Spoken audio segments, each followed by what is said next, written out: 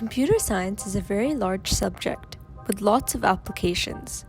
Computer scientists design new software, solve computing problems, and develop different ways to use technology. But what exactly is computer science? Computer science is the study of computers and computational systems. Unlike electrical and computer engineers, computer scientists deal mostly with software and software systems. This includes their theory, design, development, and application.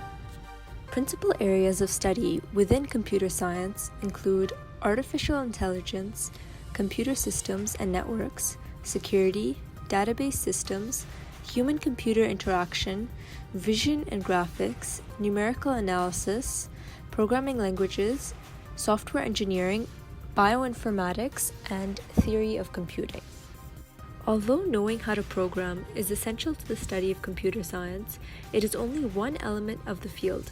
Computer scientists design and analyze algorithms to solve problems and study the performance of computer hardware and software. The problems that computer scientists encounter range from the abstract of determining what problems can be solved with computers and the complexity of the algorithms that solve them, to the tangible, designing applications that perform well on handheld devices that are easy to use and that uphold security measures. The computer science field will expand in a few years and is a positive aspect of our society.